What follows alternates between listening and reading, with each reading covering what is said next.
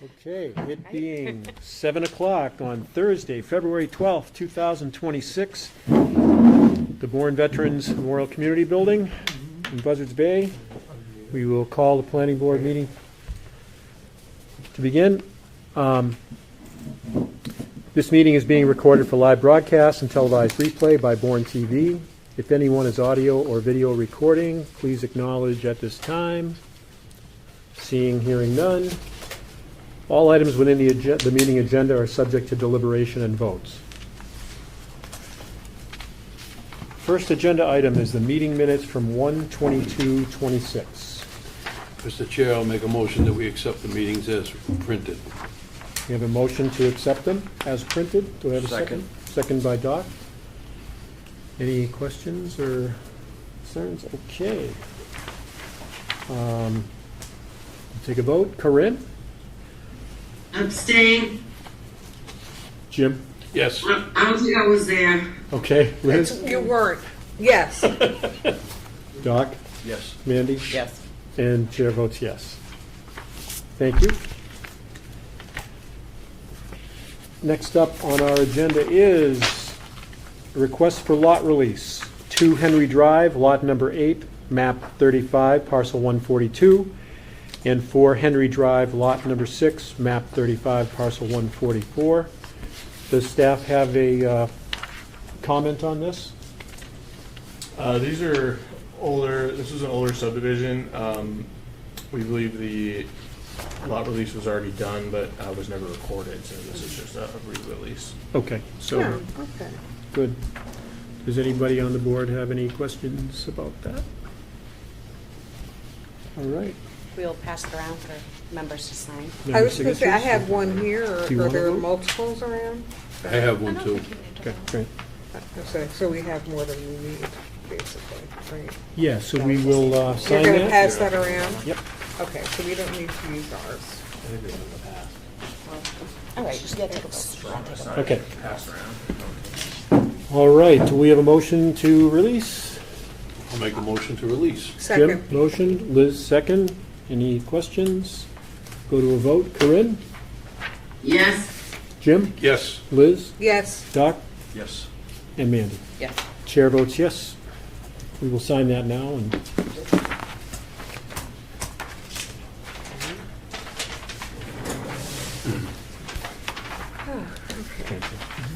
I don't like doing things like that. I feel like I'm cleaning things up a little bit. I don't know why.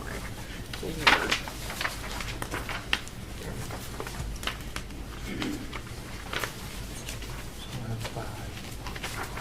It's so strange to sign things and I don't do it very I often. don't know.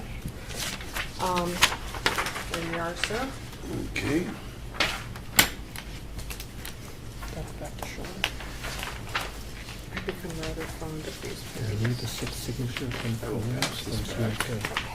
Did you just need It's okay. We just need a majority. So it's We have a We got- majority. Okay. Is that all we need? Yeah. Yeah. You can take it No, we Oh, have yeah, to we record have it. Yeah, we'll record it at the clerk's.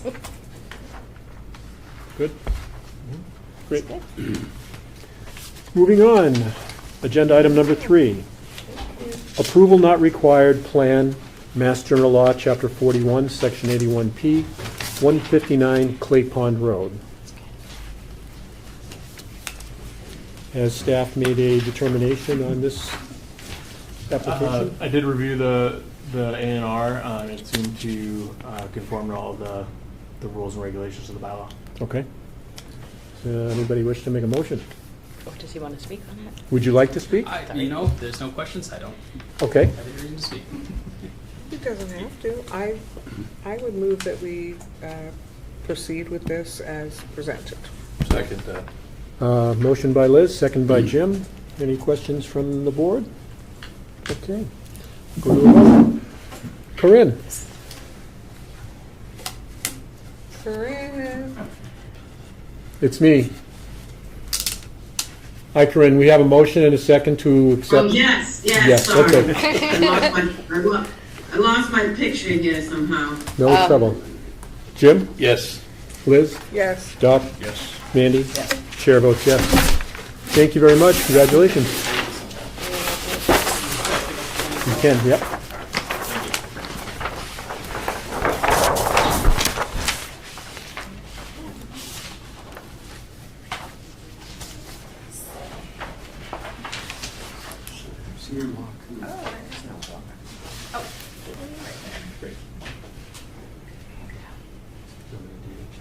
Sure, yes.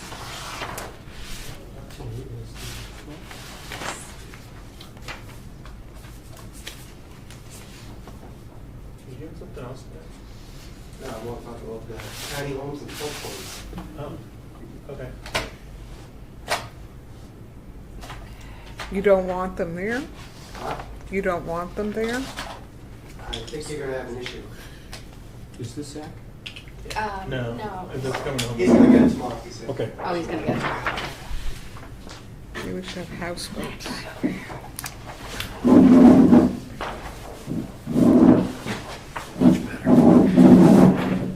Okay. Well, Okay, so, number 4 is discussion on proposed zoning bylaw amendments for annual town meeting 2026. A, seasonal communities designation. Should we include tiny homes and affordable lots right from the get-go? And so we're going to include tiny homes and affordable lots, which is B, in the discussion. And Zach, did you want to share your thoughts, or? For the record, Zach Basinski, professional engineer, Bracken Engineering. What caught my eye under section 4100, section B, was in boy, says the structure must be built on a movable trailer or attached foundation pursuant to a building permit. And you also have to register the trailer. So under the FEMA requirements, you're only allowed to have a movable trailer, which they consider an RV, for 180 days maximum in a floodplain. And under the building code, the tiny home would have to be built in accordance with the floodplain requirements and elevated up on a foundation system that's permanent and can withstand floods. So if this is going to be designed to be on a movable trailer that you have to register, then it is going to be qualified as a vehicle, and you're only allowed to have them for 180 days in the floodplain to meet the NFIP requirements. So it's one or the other. yeah. Yeah. So this came up in, the whole trailer thing came up in the discussion we had with the select board. And I don't recall the exact outcome, but didn't you all say that that was not something we would actually want to have? I thought we decided not to have trailers. Yeah, we kind of had a consensus about, not a deliberation, but it seemed that the mood was that the tiny home wheeled, probably, we would have to adopt it within a couple of years if we decide on the seasonal communities. Oh, that requires that they be allowed to be on trailers? Yes. Oh. Because the seasonal community would be less than 180 days. Yeah, to be with the seasonal communities, you actually do not have to allow them to be on trailers. So that we could absolutely say we don't want them on trailers. So that was our planned course of action. But That's right, and we kind of felt like we didn't get this till too late in December, Right. and that we really haven't yet been able to determine what the benefits and to the town would be, to have a good understanding of it. And I know that staff has been in touch and had lots of updates just in the last couple of weeks that none of us had a chance to be discussed, so not sure It's how still everybody taking feels. shape. Is that a fair statement about this whole Yeah. situation? So when we look Okay. at a tiny home, okay, I mean, I agree with the law is 180 days. I mean, we're not gonna do musical tiny homes down there That's in a floodplain. in the floodplain. Yeah. But at the same respect, I like the fact that they're on a foundation. Yeah. Just the optics are better. Tiny homes on wheels have a certain vibe.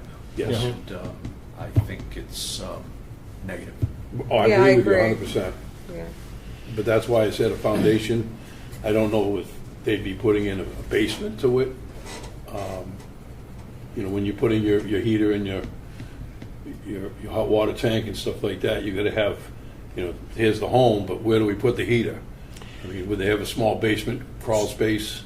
So I think, you know, like any building permit for a home not in the floodplain, you could certainly have a basement or build on slab and create storage space on, you know, grade to carry your utilities.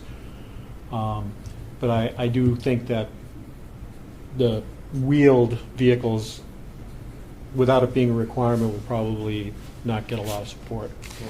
But I like what Mr. O'Connor said, the vibe, or, you know, it takes it. Okay, so you put a bunch of them in the floodplain, they gotta be moved every 180 days, great. But that doesn't fall into seasonal. And the other one is this a quaint fishing town, or is this a movable town? Yeah. Yeah, it doesn't seem to achieve what we are trying to achieve here. I don't know. Well, it's good to To have them know on we don't trailers. have to accept Yeah. homes on trailers, so that kind of puts a different So light then- on some of the other then things let's- that might make sense. I'm glad you were here to stimulate some discussion on this and fill us in Yeah, on and the that's FEMA. great information, you know, I mean, So can we put in the bylaw that's gonna be presented at the town meeting, they will not be on wheels? 'Cause We if- could, or we could delay yeah. bringing it to town meeting till we have more clarity. I feel nervous about going forward right now because my experience so far has been that the state rolls things out, which is great things. But then they kind of, we want to do marijuana, great example, okay? So being first to the party is not necessarily desirable. That's true with a lot of things. I think it's true with this. I think we could stand to wait 6 months. Yeah, but you get the hors d'oeuvres hot when you're first to the party. And there's still like, you know, certain things that won't be there later, that's true. But anyway, I don't know. And I the mean, that's- dispensary has all the varieties if you're the first one there.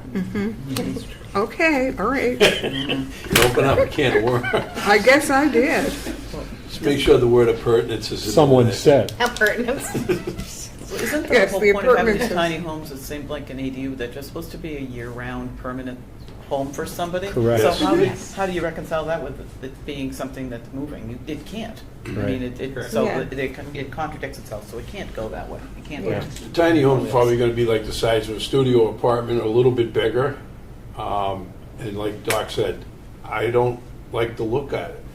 I mean, it just, We were careful in our They can- ADU they can language look to nice. say that it It- can't look substantially It different. impresses me as like an ad for an RV. They're selling a dream that you're out there, the only person on this beautiful lake, and it's all yours, and you can always move.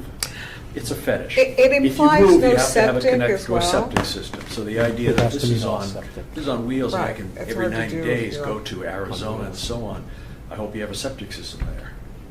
So I think Yeah. the wheels are a fetish. I think septic is actually one of the bigger issues, because it's like, unless you have a composting toilet or something, like what's happening, that's- you know? I think that's, you brought a valid point. I think that the tiny home, I mean, when we sell this to the public, the tiny home is going to have a septic system in there. They're gonna have running water. So it's permanent. Right. Yeah, Electric, I yeah. think the word they're trying to avoid is transitory. yeah. You know, you blow in and you blow out, and who wants that? I don't see the upside for the But I town- still for see the town value at in all. having them. You know, I think they're a genuine The stationary ones. We do have RV stationary parks. ones. Yeah. Well, I've also seen like retirement people create communities out of tiny homes. I mean, I've seen, you know, I don't know how that would work, honestly. I don't know if we would allow that. Like if someone bought 5 acres and, you know, with 20 of their friends and wanted to, you know, build 10 tiny homes, could they do that? I don't know. Does that allow? I could speak to that. They're actually, so with the new regulations that the state has brought out, the tiny homes, they narrowed it down. It has to be a primary structure on a piece of land, and there can only be one. So this is just like, we Yeah. actually allow that right now. What we would have to do is change it to make it a year-round only. The tiny homes actually isn't the problem. The undersized lots became extremely more harder to do. And it's going to be a lot harder to explain to the public of how we need to do it. They came out with frontage regulations, setback regulations, all this kind of stuff that I don't think it's going to be very hard to get on town meeting correctly. Did you mention the frontage requirement minimum? Yeah, so the frontage or is it the frontage? Okay, the frontage is 20 feet of frontage for these undersized lots. And then the setback requirement is for every 1,000 feet of square footage on the lot, they only have to have 1 foot of setback, but it has to be at least 10,000, so they have to be at least 10, and then you can only make them go up to 15, so it's only between 10 and 15, but only in some cases. It's very confusing. So I feel like they need to work out the Yeah. How do I- they The lot- the define minimum an lot affordable sizes. lot? So What is that? it's not affordable, it's undersized, and so Right. it's Undersized. allowed to be Undersized. both affordable and attainable. That's another piece to this. The attainable lots are for families at up to 250% of the gross or AMI. the median income, which is for a family of 4 in Bourne around $320,000 a year for income. So it's for that middle portion, but we would have to create a whole new section for attainable housing as well. Let me ask you this. Let's say you have an attainable lot. Is it sort of restricted to ADU scale or tiny home scale, or can you put a conventional home on it? You have to If you meet the setbacks. correct. You have to meet any of the zoning bylaw code still, and any building code, state or otherwise. So you would still have to meet lot coverage and gross floor area. So, but I mean, on a 10,000 square foot lot, you can fit a pretty good sized home there. You wouldn't be only doing tiny homes. You could do kind of whatever you And can. that speaks to the economics of a tiny home subdivision, because if you can put a standard house on it, why would you accept that reduced market? Correct. I mean, there's where the money is a standard house, and maybe it would just why would never I do a happen. tiny home? I don't know. Isn't the limiting factor going to always be the septic systems? Yes. I mean, Yes. Yeah, in this that's a town, big there's only a problem small here. place that's got Every town. sewers, so I suspect Unless you have a lot lot of of squatters. configuration If you have would a make lot- a difference. Yeah, I was Against the gonna sewer ask system, about it would be that. different, but we don't. Until relatively recently, I had what was called an unbuildable lot behind me. And the reason it was unbuildable is because, so-and-so owned this, so-and-so owned this, and, another so-and-so owned this and had no way to access them. Woodlot. Right. So that now got combined with another thing, and now it's no longer unbuildable, which is great. But do we have, I remember at one point Corinne talking about like an inventory of unbuildable. We do have an inventory of, we have an inventory of undersized. So undersized and would, town-owned. would be in there. Yeah, so through our shared regional housing program, they are doing an analysis of all the lots in town that Oh, okay. are undersized and could be potentially built upon. Like, I'm not really sure that this one could have been under normal Yeah. circumstances because it didn't really have the right, No you know frontage. what I'm talking about. Yeah, Yeah, But it's something for the board to think about is the minimum lot sizes, yeah. tiny home communities. Should it be in certain overlay areas or in Right, I residential think areas? that's something to look at for sure. Yeah, definitely. Like, maybe we definitely. just keep it out of flood zones. I Well, don't know. no, but something Liz brought up is, and Sean alluded to, the frontage, the setback. When the state starts to see the communities aren't saying, hey, we can't put them in because we don't meet the requirements, then the state might step in and change, or it's normally what they do, MBTA, we had to change our zoning for that. So now we don't have the property, they don't meet the setback, you can't put a tiny home in. And the state's gonna say, hey, you guys gotta conform to the new rules. And Liz hit that hard. I thought maybe, I was talking to John about this, like maybe we want to just bring your presentation to the town meeting with the caveat that these are not happening yet, but we wanted to let people know that we're information. looking at this. And then maybe we'll have more people come and talk to us too, you know? I don't know, that's my thought. I think that the information that we have so far will be very frightening. Yes, we have to, The 20-foot frontage and not having all the answers. You know, for instance, as Zach said about in the floodplain, and what's the maximum size of a tiny home? 400 square feet. 400 square foot maximum. So you would have to elevate that in a floodplain.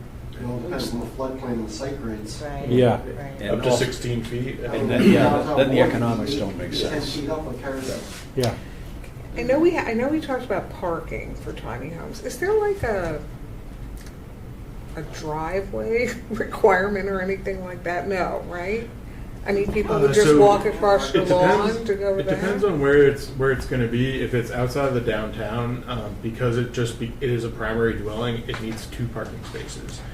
Downtown district, it's 1 parking space. But do now. they could be far enough, they could be, A shared driveway. Yeah, Yeah. they just have to show that. okay, I know, I hate to keep going back to mine, but it's just like I have this real situation that helps me think through this.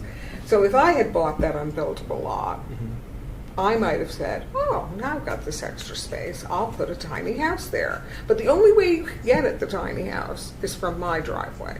You'd have to Is that record- going to be okay? You'd have to record an easement, but I don't know. Do you have access that way? I'm just telling you things that, you know, in my mind could easily I come would up. say that would be a I'm backlot asking for an division. ADU instead of Right. a tiny house. That would be a Well, backlot yeah, subdivision. I believe think. there's no minimum home size in the building code. There's not. So you could build a 400 square foot house without a tiny home zoning. Yeah, Or okay. 300 I'm not square going to do this, obviously, Yeah. because, you know, this is all. But you would water own under both the of the bridge. parcels, is that hypothetically? Yes, it was a Oh, small parcel okay. next to my house. Then And you wouldn't those need are- an A easement. lot of times unbuildable lots are Right. that way, you know, it's like, this Yeah, and you can, little by piece got right, forgotten. get 2, permanent parking accesses off one driveway. But Right, and if you're I renting think- it, you may very well want an easement. But I think might it be needs pub- to be, Well, it's a- is it 10 months out of the year? For tiny homes, yeah. Tiny home, yes. You- Yeah, It like needs my to be the primary my septic dwelling. system is Brings, there, I hands might up want to as say well. don't We got a drive lot over of- that, Right, you know, stuff Yeah. like I that. think we gotta slow it. yeah. Yeah. Yeah, I just think it's complicated and we want to think through it. And like you said, it's a little bit scary. And I think introducing it once. I mean, you know, Mm-hmm. if we really want to scare them, we do the Star Wars theme song and we throw up little tiny houses. And I mean, I'm yeah, but think about it though. The average person we're a little bit ahead of the curve. The average person has to digest this. Yeah. And, you know. And we're still digesting it. We're digesting Yeah. it, so, and I was joking about the Star Wars video. Yeah. Is, new houses. And the board wants to consider prohibiting any ADU on a tiny home lot, like a property that has a tiny home on it. You can't. You'd have to be 200 square feet. Right, but Maximum. but you You would wouldn't- definitely want that Not You wouldn't be able to- written impossible. into it. You wouldn't be able written to into not that tiny allow. home. You wouldn't be able to not allow ADUs on a tiny home lot.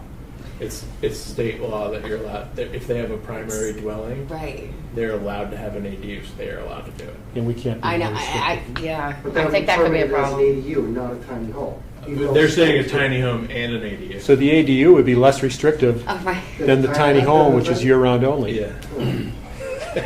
Right, Yeah, so no. that's something else for the board to discuss. there's a lot. and think about. There Yeah. is a lot with it. Yeah. But I mean, you guys have climbed mountains with the information you've gotten. It's just now that, like, the thing is, we don't want to scare the Sorry, public. no. I am so believing that Sean went to speed reading courses for all the stuff he digests. How much money was at stake in terms of grant money? Like, we were actually going to possibly get a certain amount, I think you said. Yeah, so this year, if we were part of the Sealand Communities, we would have gotten 175,000. They're doing the same amount. Currently, they're still saying that next year they're going to do another $2 million of grant funding. Yeah. But there's now 42 communities that are eligible for that money. Yeah. So however many communities sign on between now and next January, they also get a piece of that pie. So that I believe that pie will get smaller. The piece of pie will get smaller, but I don't know. They could add grant money later. It's so up in the air. And have I no think, idea.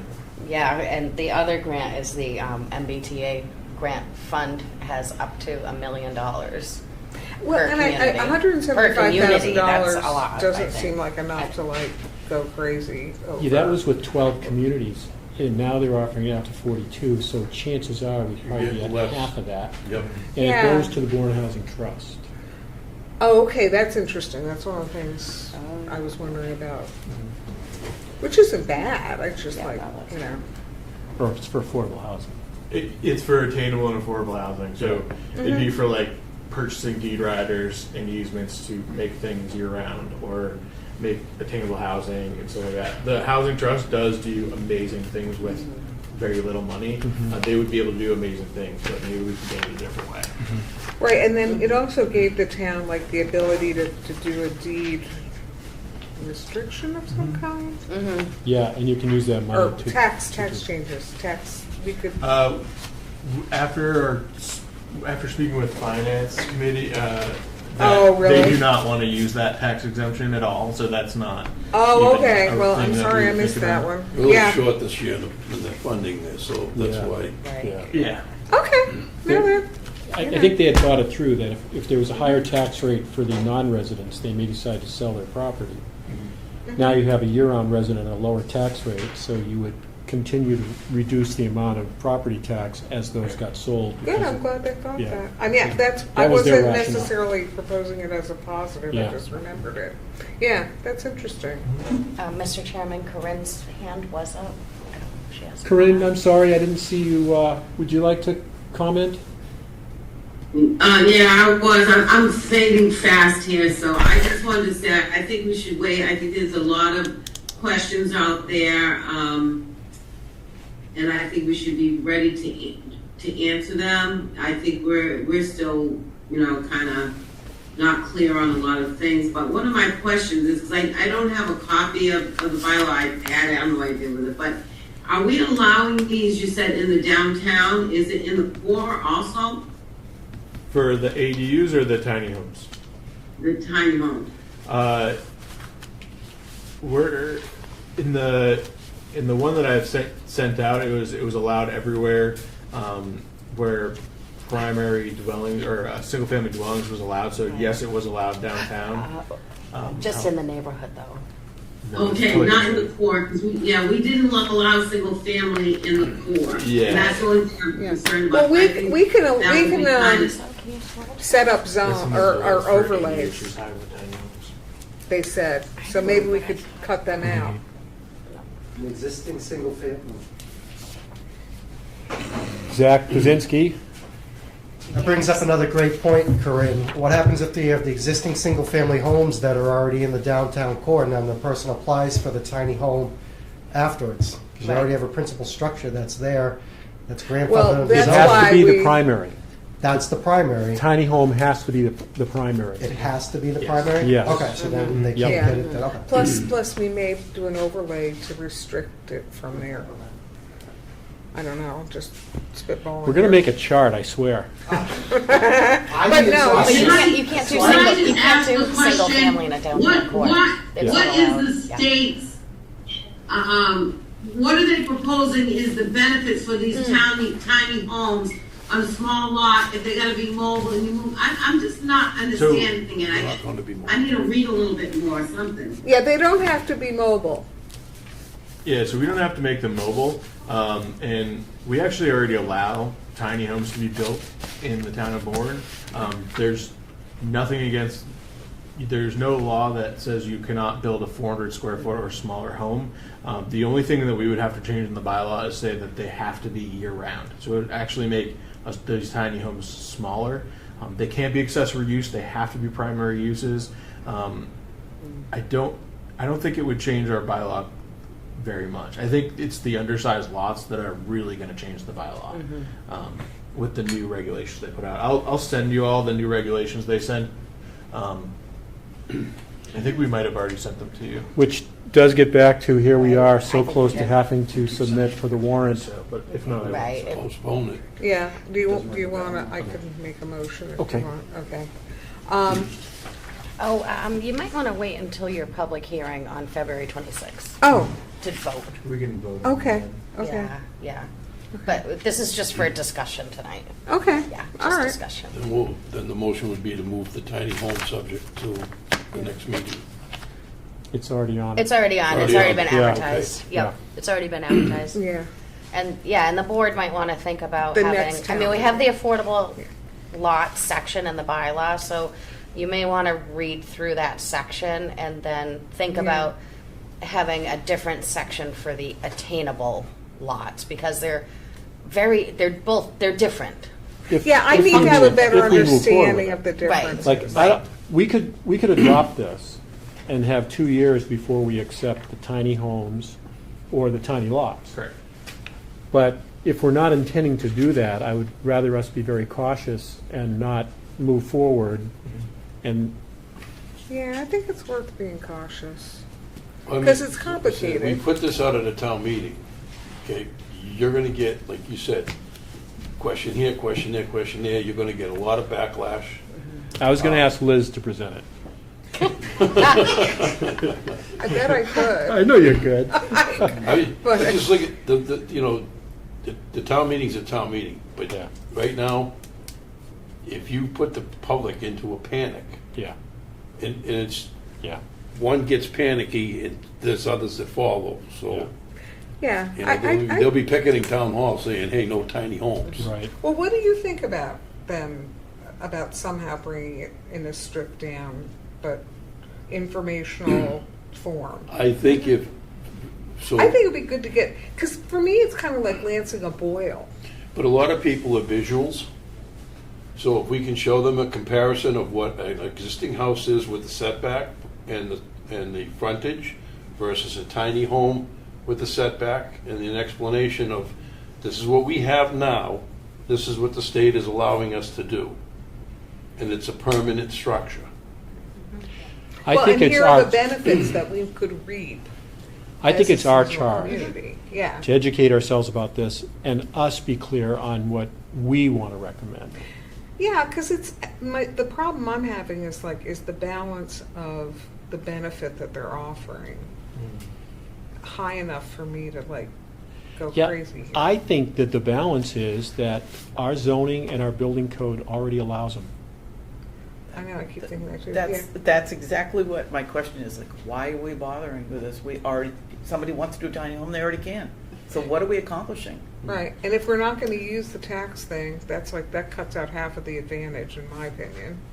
Right. It's just the So next it's step would be money. the ones that are the unusable lots. That's a whole nother thing. Right. But again, going back to septic, I don't know how many of those really are even developed. And we're not going to avoid the state coming and talking to us about all this. It's just Yeah. I mean, they're going to keep coming at us with stuff. Yes, yeah. Right? But it's not a Then they change the mandatory, rules of engagement. it's not a mandatory program, right? It's No. only to No. get some small amount of grant Voluntary. money. It's not- But I'm not saying it this. is directed at communities like, tourist, Yeah. tourist Yeah. communities. Right, but So- the Well, make me- reality is they can already do this, so. Well, then make me smarter. If the tiny home is allowable under the existing bylaw, can it be completely severed from the seasonal communities articles? Or is there something in there that adds something to it? Because tiny homes, it looks like a lightning rod. I think we could make the sale, but if it already completely exists and this does nothing more than hang a lantern on it, then that's one thing I have to get smarter That's a about. good point, yeah. I have one thing about that. So you can ask for waivers on these things, and if we did say, hey, let's become a seasonal community, if the town decided that, we could say, hey, this is what we have in our bylaw. Like, what do we need to change? Like, do we need to change? We would definitely have to change for undersized lots, but I think the tiny homes thing is there. The only It's change, covered. the only change we have to do is to say that they can only be for year-round use, and that's it. To be part of the seasonal Right. communities. Correct. You could just have that as a definition. Yeah. Yes, like right. in the definitions, tiny home. Because part of this is just anticipating, pre-answering all these hostile questions. Oh, no, not anymore, not any more Airbnbs, we don't need those. Yes. So, there you go.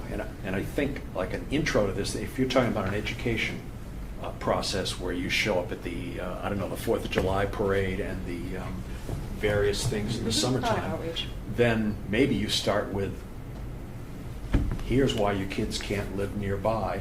Here's why the traffic is so bad on the bridge, because the answer to affordability is largely more product. Yeah. And we're really near build out here. And you can either go up or you can find these little infills, and we're trying a all of the above sort of process to make this town affordable for your kids and the workers and the municipal employees and all that. So I think you have to sort of outline step one, outline the problem, and seasonal communities is part of the solution, and here's what it can do for you, and we'll get back to you on the technical stuff.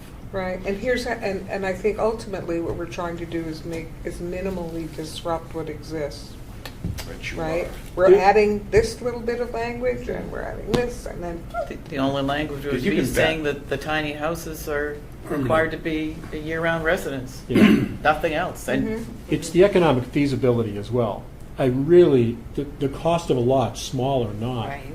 is not going to be feasible to put a 400 square foot house on unless money's not an issue or value is not an issue, and it's for the love of looking at the coziness of a little home that's You're doing it for family. just for me. I'm right? not sure you're doing it for, Yeah. the payback on a rental unit, if you have to elevate the building, is infinity. You know, We've had 12 units per acre in the downtown district since 2008, and nobody did anything. Right. So, because economic feasibility, you can't go buy that single-family home on an 8,000 square foot lot and think you're going to tear down all that value to build 3 homes on it, and it's, Unless you got a lot of money to throw out. yeah, unless it's for family Yeah. or a certain situation. But I just don't see that it would really bring us that. What the state's trying to do is to create more creative housing. I think There it would won't be a wave, No. but there may be here and there and here Yeah. and there, and I think it's worth doing. But yeah, like I Sean like said, Sean's idea, Don't reinvent the wheel. yeah. Let's make some small worded changes to makes it a little more friendly. I think we should all think about this for our next meeting and try to keep an open mind about it, but really see what are the benefits here, and do we need it? Does the town need it? Right. Or do we right. already have mechanisms and zoning and building codes in place that could accomplish the same thing? Or if it's easy to achieve without contorting ourselves into a pretzel, and we Yeah. get access to some benefit, even if it's less than we would like, then it might be worth it. You know? I think Sean's comments about getting waivers is like, we can't get waivers before a town meeting, probably. Oh, no, I doubt that. Yeah. So- This shouldn't even be on the town meeting schedule. Yeah, I don't think so Because either. I think Jen and you, John, you're up there, but Jen and Sean, you guys are light years above some of the stuff that we haven't digested, because you guys do this every day. And we definitely need time to discuss it, think about it, and digest it. And if we have a way of presenting it, even small word changes, just little tiny word changes, we don't put the fear in that we're gonna look like downtown New York or something, you know. We already have a height regulation. And if we don't have the answers Yeah. for a town meeting, then I'd rather not present it.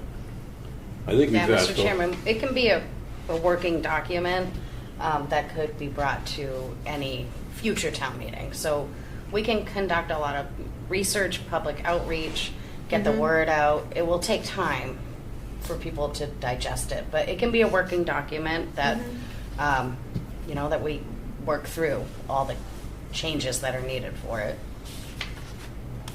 If it seems to be something we all feel should. Correct. Correct. Okay, Okay. All right. all right. Interesting. So we do have one more item, ADUs accessory dwelling units. and Staff has some comment on that in frontage. and frontage, yeah. Yeah. Yes. So I gave you all new copies of the ADU bylaw changes that were brought last meeting. I did add one thing. I added it in green so it would stand out. Mm-hmm. We, Do you want to go section by section? yeah, we can. I just want to Yep. tell them about the change. Mhm. So the one in green is basically spelling out the way, if somebody wanted to do an accessory dwelling unit that was bigger than the 50%, but smaller than the 1,500 square feet, the way they would do that is through a supportive finding through the zoning board of appeals. We're already doing that. We just wanted to spell it out. Any accessory dwelling unit proposed larger than 50% of the Because we've been talking about accessory dwellings for. Well, we passed the original bylaw back in 2024. Right. So these amendments are to comply with the state regs. So I don't know if you want to go through section by section with the changes, and if you see any typos or anything, you want that? I have that, I don't have the green highlighted. That's on like the third page. Here, Page Oh, I can two. look at this. I was going to say, just looking at that section, as I recall, the no more than 2 bedrooms thing, we had to take that out because of the state, right? Correct. Okay. So most of this is to And all of comply the with the typos. state's What's that? changes. Most of the changes to the ADU reg are to comply with the state's changed regs. All the changes that I've made, For clarity. I've confirmed with town council. These are changes that will mirror our ADU bylaw with the states.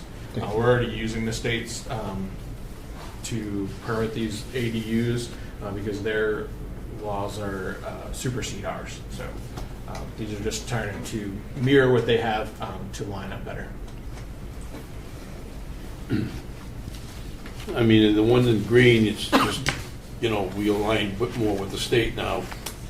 The change on the green. The ones in the yellow are to align with the state. The one in the green is the only one that's not in the state regulations. That one is more of a town one. It's just if we had a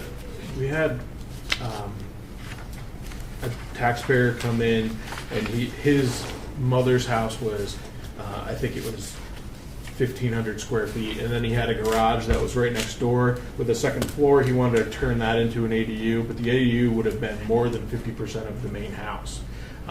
But we wouldn't, normally we would just say, oh, you can only do 50% of the house, but the ZBA gave him a supportive finding to actually use the whole garage space as an ADU for his family. And that's the kind of ADUs we're looking to do. So we just want a clear path for those instances, those special instances, where they're not adding lot coverage and that kind of stuff. So And they wouldn't have to go to the ZBA. they would have to go to ZBA. It wasn't spelled out in the bylaw. Oh, okay. We were But just, it is not, it will be. It will be now with this green section, correct? Yeah, can I just go through the math part? I just want to make sure I'm understanding it. So the maximum size of an accessory dwelling is 1,500 square feet, or 50% of the gross floor area of the principal dwelling, whichever is smaller. Correct. So it could be 1,400 square feet, could be 1,200, something like that, right? The second part, and any accessory dwelling units proposed larger than 50% of the primary dwelling and smaller than 1,500 square feet requires supportive finding. Why? What is happening there that makes it So, yeah, some of the require that? So let's say that there's a ranch. There's a ranch out there, and it's 1,000 square feet. That would only allow the ADU to be 500 square feet. Right. And if say a mother is in the ranch and they're trying to put their son and their son's wife and their child in that, 500 square feet is very small. So we just want the ability to be bigger than that 500 square feet, but smaller than 1,500 square feet. So we're trying to have a pathway to make it larger than 50% of the primary Right. dwelling. Okay. In Is certain there- circumstances. Yeah, so why ZBA instead of special permit? What do you mean? CBA, it's supportive finding, you mean? No, why could this not be a special permit with us rather than going to the ZBA? To have more than 50% of the primary dwelling size in your ADU? Because it's residential. I don't know what that means. This would be our reg, right? Yeah, that's why it's actually in the ADU worksheet. And not the exact, like, any regulation, any waiver from these regulations is spelled out in the ADU worksheet. Like, if they want to have more than the 2 bedrooms, or if they want to have 1 parking space versus 2 parking spaces, it's written out in that ADU worksheet and not in the zoning bylaw. Are you saying that the ADU worksheet is a state requirement? No, it's town. So we could change that? We could. The ZBA usually handles dimensional relief. That's why I kept it with the ZBA. But if that's something you want to change, we can certainly do that. Just throwing it out there. Okay. I don't know why we wouldn't want to consider those things for relief. Yeah, and it can't be a special permit because the ADU has to be allowed by right, not by special permit. A finding, it requires only a majority vote, not supermajority, I guess. And it couldn't be in our regular zoning bylaw. It's something else they could apply under. It is a weird, like, this is where Yeah. we cross over with residential slightly, you know? So it kind of gets weird. I was thinking that when we first started talking about ADUs, I'm like, why is this our job? Their dwelling unit. Sounds like a town council, legal council Yeah. recommendation, which is more appropriate. Agree. Okay, Agreed. we will ask Yeah, Brian. ask. Great. Yep. Yeah, we'll have him take a look at that and see. If, you know, if we're imposing the requirement, it would be nice if we could do that. Do we want to go line by line and see if there's any other issues with any of the strikeout? Well, you eliminated a bunch, you crossed out a lot of stuff. Yes. And then But you said it seem was to comply with the state requirements, so I mean, Correct. what are we gonna say about Right, that, right? exactly. We're not That's gonna what this rewrite is. that. Right, and Yeah. is that Not to try to basically- gloss over it, but I mean, it is what it is, right? Yeah, Yep. and the Don't- must conform to lot coverage under section blah, blah, blah. That's all like going to the state, right? That's what Yep. the state says, that's That's what we're right. doing. So Okay. we really can't change, if we have to follow the state's guideline, we really can't change That's what I'm anything. thinking. And we already have the ADU thing in our Zoning bylaw. zoning bylaw. And it's Yep. been And the reviewed by thing I council. appreciate that Sean does is he tweaks it so it's right on target, and I'm sure Jen is involved with that. I've seen her beating him over the head with a stick. But, Get a picture? I was just gonna say, this is on the record. yeah, that's- I, but I mean, I'm complimenting Yeah. the work that Jen and Sean do. You asked about Thank you. typos. I did notice there's a few places where it's principal, not principal. Perfect, thank you. If you- Yeah, and you can do a some- global change. Jen's my editor, so yeah, Yeah, some, okay. that's her. some areas say primary and some say principal, so we'll Okay. make sure it's consistent through. Yeah, the definitions at the back says principal. In the definitions, it says that. On the last page, on page 6. Okay. Wait, where were you? Page 6. The last page, they Principal use, dwelling. the term is principal dwelling, so I'm thinking that's probably what we want.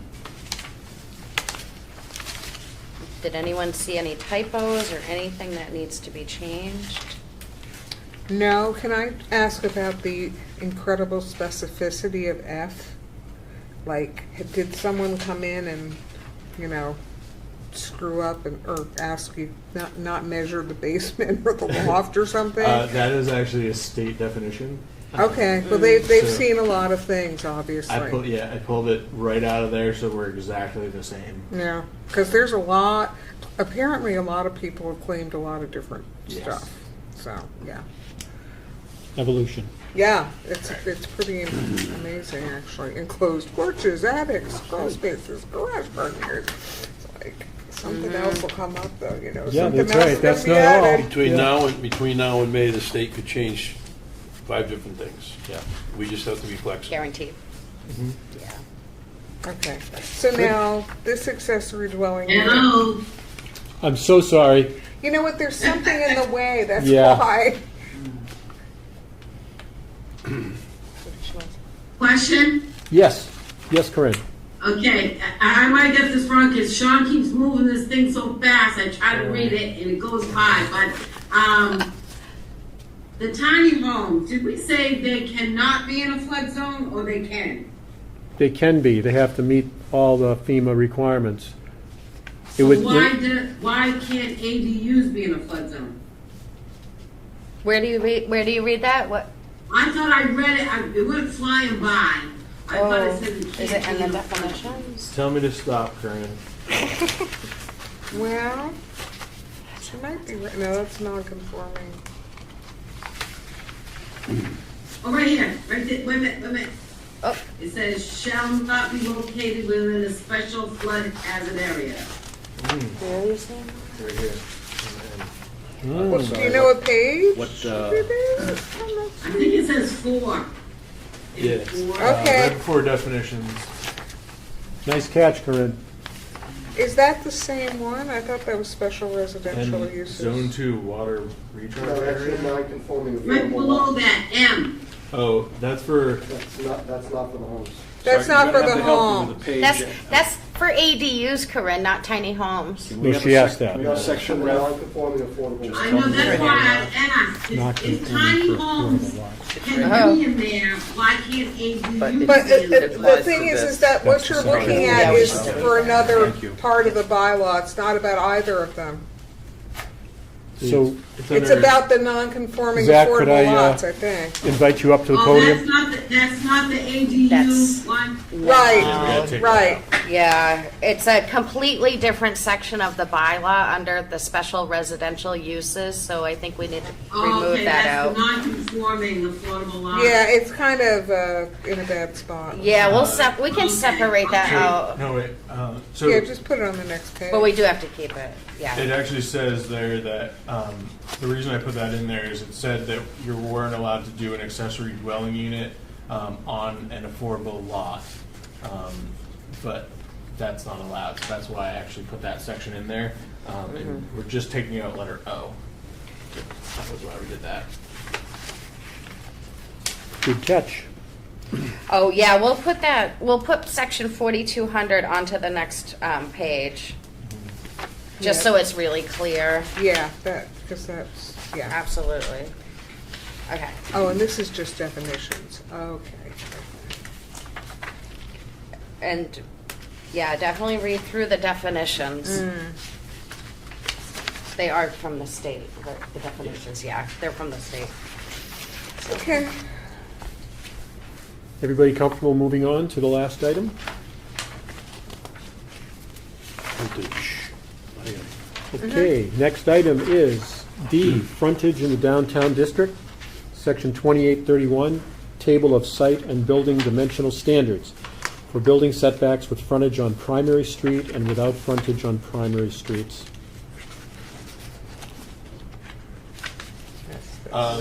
Yeah, so this one is the allowing for larger setbacks off of primary streets in the downtown district.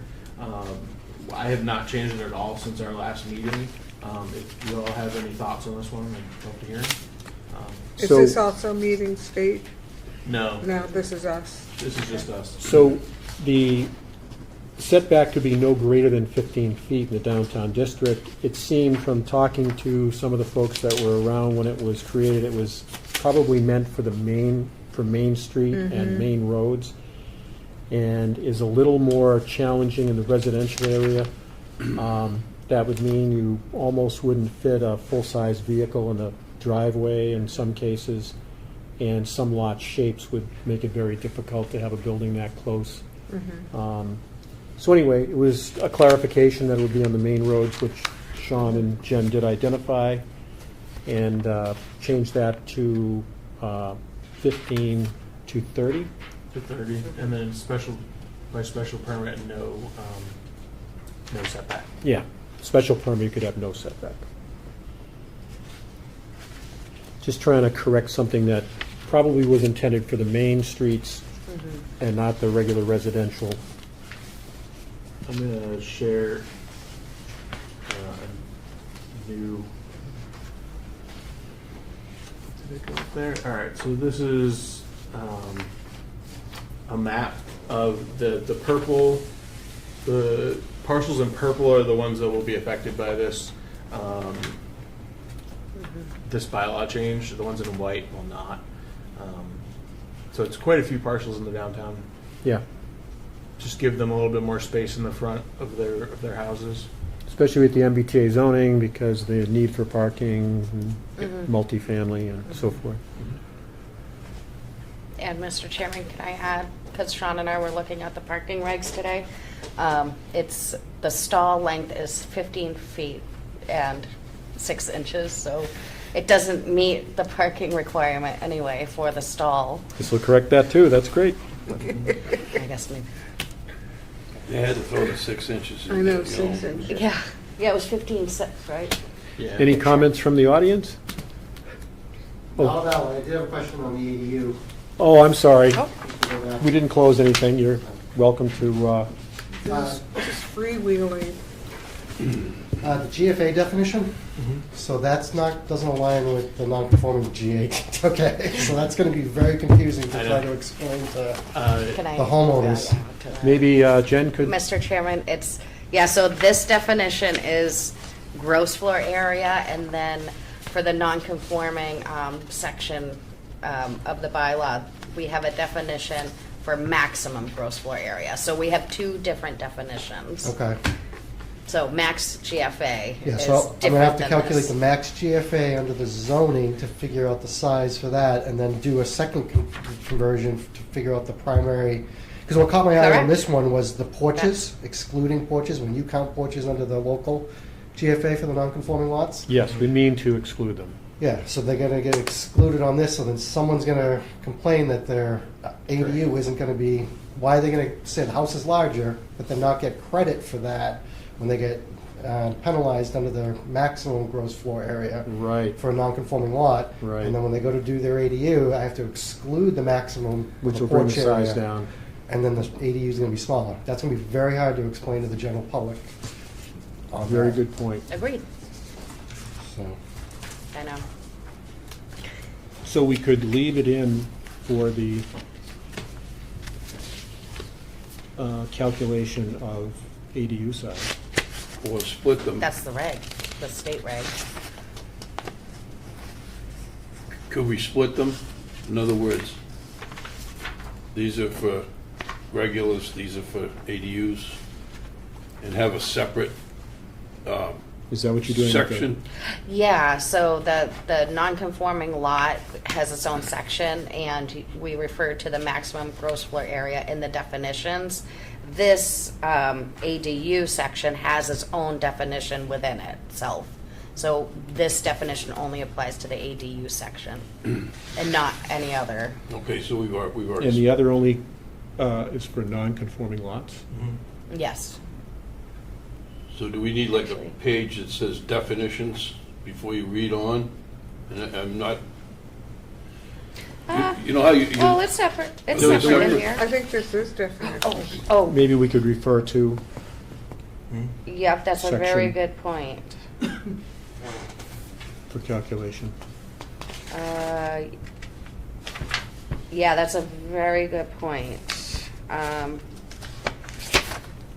Yeah, but the definition for the gross floor area is not within section V definitions. It's within the section of the ADU section. So it only applies to that. Okay. Does that make sense? Does somewhat. It's not It's gonna be like, confusing for sure. But I mean, it's, you know, you've got your frontage, your setback, your gross floor, and, you know, this, basically with Zach, right? Zach was just saying that I gotta calculate this for this and calculate this for this. Yes, Would there you mind is. sending that over in writing to us, and we'll meet this week and see if there's something that makes sense? There's a gross floor area worksheet that has been in Bourne for a very, very long time. People are familiar with it. It has to be submitted with your ZBA applications. Then we have a completely separate accessory dwelling unit floor area calculation worksheet, which has these definitions in it. And It then- is confusing for somebody who has not done permitting, but that's why they start with the planning office first. But are they in conflict? exactly. Even though you have two understood it, separate it just doesn't terms, work. max and gross? Not technically, but it And, won't be confusing. you know, well, if it's been there for so long, doesn't mean it should just stay there. You know what I mean? Oh, yeah, maximum gross floor area should definitely be revised. Yeah. And the board could even consider just deleting that section out in entirety. Yeah, we talked about that before. I kind of feel it should. Most towns just have 20% lot coverage. Yeah, I And- feel and like that's it it. is kind of unnecessarily redundant. specific. Yeah. It's in some, yes, it's separate, but in like my eyes, I don't do this for a living. It's almost like it's redundant when John and Liz said, hey, there's some communities are just 20%, boom, done. Mm-hmm. And that may Yeah. take the squeeze off the zoning board to say, hey, this is the bylaw. Not saying we're gonna, you know, put the pressure on them, just, That would be an interesting discussion. But also, I mean, the board could consider just revising the maximum gross floor area and, you know, taking out the porches. I think porches and the sheds, I think, Porches is for the sheds. biggest That's problem. the biggest problem. It's Yeah. the biggest problem. So that would be a very Simple. simple to make it consistent with this definition. I Okay. think it would. Let's look at doing that then. Yeah. You Oh, guys, absolutely. I general consensus? wish we had time for this town meeting. Yeah, no, I understand. Yeah. We didn't want to bring too much, it's already confusing, but that is something that we were looking at for fall. So, Yeah. You again. Anybody have any other comments or questions on ADUs that I sped past? And Yeah. anybody have any questions or comments about the change to setback in downtown district? Okay. And the non-conforming affordable lots, that's just, That's undersized lots. That's. yeah. Is that totally new, this no, particular bylaw? I was just removing, it says in that section that. Oh, you're just removing that one thing? That one thing. Okay, It says I that gotcha. ADUs aren't allowed in those lots. and Okay, you okay, can't okay. say that, so. Yeah, I get it now. I'm State sorry about that. conformity. Mhm. Took me a minute. I Good. hate getting old. Me too. Yeah. listen, Dan's not here. Nobody gets Right? out alive. Well, do I have a motion to adjourn? Motion to adjourn. By Second. Liz, second by Jim. Corinne? Motion to adjourn. Yes. Jim, Yes. Liz, Yes. Dave, Yes. well, I'm Andy, Yes. and Chair, yes. Thank you very much, everybody. I think this was very constructive.